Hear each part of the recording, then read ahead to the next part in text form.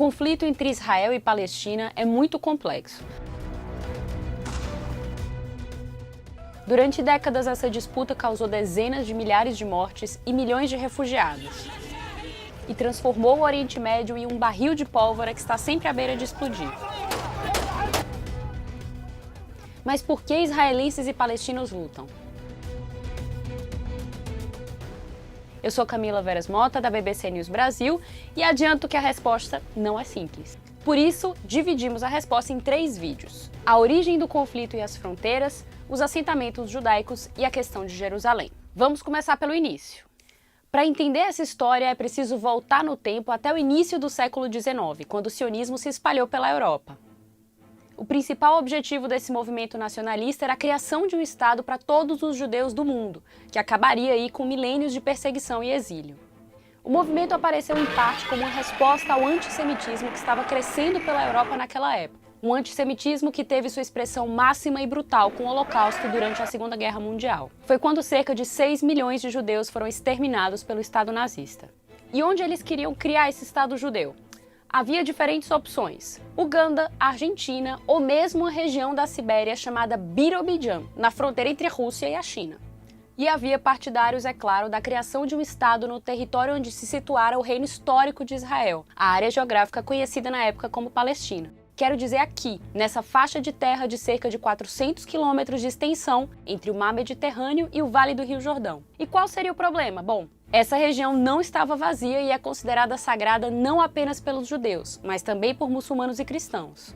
Além disso, quando a criação desse Estado judeu começou a ser considerada, essa área pertencia ao Império Otomano. E apesar de existir uma pequena comunidade judaica lá, a população era predominantemente árabe. Então aconteceu algo que mudou tudo: a Primeira Guerra Mundial.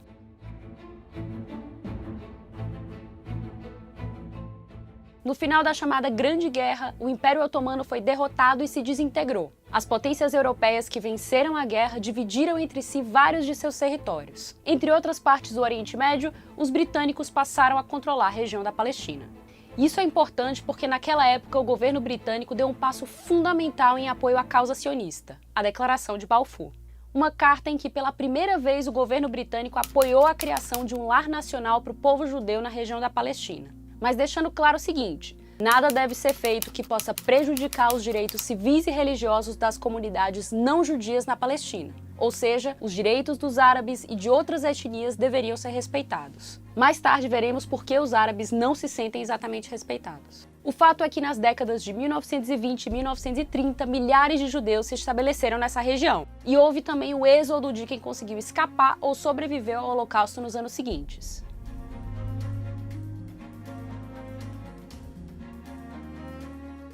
Logo após o fim da Segunda Guerra Mundial, os judeus que viviam na Palestina somavam cerca de 600 mil. Esse número representava cerca da metade da população árabe naquele momento. E logo as tensões entre as duas comunidades aumentaram.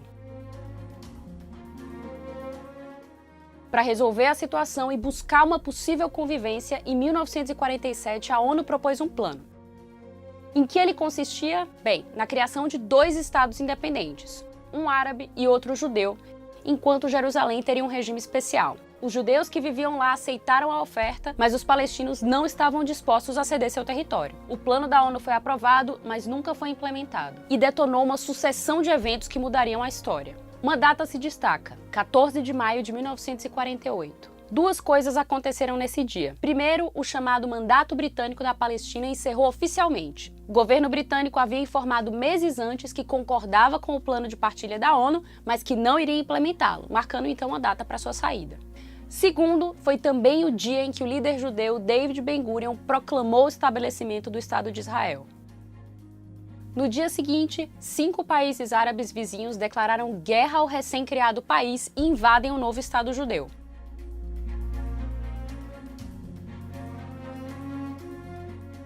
Estamos diante do primeiro conflito entre árabes e israelenses. Após um ano de batalhas, Israel não apenas vence a guerra, mas também expande seu território e ocupa a parte ocidental de Jerusalém. Enquanto isso, a vizinha Jordânia ocupa a Cisjordânia e a parte oriental de Jerusalém. O Egito fica com Gaza. Os palestinos, após a saída dos britânicos e com o fim da guerra, continuam sem um país. Essa guerra terminou 70 anos atrás, mas teve duas consequências que persistem até hoje. A primeira é o grande número de pessoas desalojadas. Isso aconteceu com pessoas nos dois lados do conflito, mas o problema afetou principalmente os árabes que viviam em áreas que passaram a ser ocupadas por forças israelenses. Estima-se que 750 mil palestinos tiveram que fugir para outras áreas da região ou para países vizinhos, especialmente a Jordânia. Os palestinos chamam esse êxodo de Nakba, que em árabe significa destruição ou catástrofe, e marcam a data justamente no dia da criação do Estado de Israel. Hoje há mais de 5 milhões de refugiados palestinos, filhos e netos dos que foram deslocados na década de 1940, segundo a ONU. A segunda consequência que perdura é a divisão do território palestino em dois, a Cisjordânia, que inclui Jerusalém Oriental, e a faixa de Gaza. Ou seja, foram divididos dois territórios sem ligação por terra entre eles. Alguns anos após a primeira guerra entre árabes e israelenses, uma crise no canal de Suez causou outro confronto militar em 1956. Dessa vez entre Egito e Israel, que teve o apoio do Reino Unido e da França. Após 9 dias de conflito, as tropas de Israel, França e Reino Unido se retiraram do território egípcio e as fronteiras permaneceram como estavam. Isso até junho de 1967, quando ocorreu o terceiro conflito conhecido como Guerra dos 6 Dias. Que durou apenas 6 dias mesmo, e no final Israel ocupou a Cisjordânia, incluindo a parte oriental de Jerusalém, Gaza e a Península do Sinai, que pertencia ao Egito. A questão de Jerusalém é um caso à parte, também bastante complexo, que vai ser tratada no terceiro vídeo dessa série. Bom, o último conflito dessa série de disputas internacionais entre árabes e israelenses foi a Guerra do Yom Kippur, que em 1973 colocou o Egito e a Síria contra Israel. A guerra durou 20 dias, mas suas consequências se estenderam por anos e levaram a um evento muito importante para a região. Em 1978, o Egito se tornou o primeiro país árabe a assinar a paz com Israel, nos acordos de Camp David. Dessa maneira, o Egito recuperou o Sinai, mas renunciou à faixa de Gaza. Apenas a Jordânia, além do Egito, assinou um tratado de paz com o Estado judeu. Esse foi um ponto de inflexão que também marcou o relacionamento entre Israel e os outros países árabes. Até hoje, os outros estados árabes da região, além do Irã, não reconhecem o Estado de Israel e consideram o território sob ocupação ilegal. No fim das contas, os acordos de Camp David foram muito importantes porque marcaram o fim da guerra aberta entre Israel e os estados árabes vizinhos. E o que isso significa?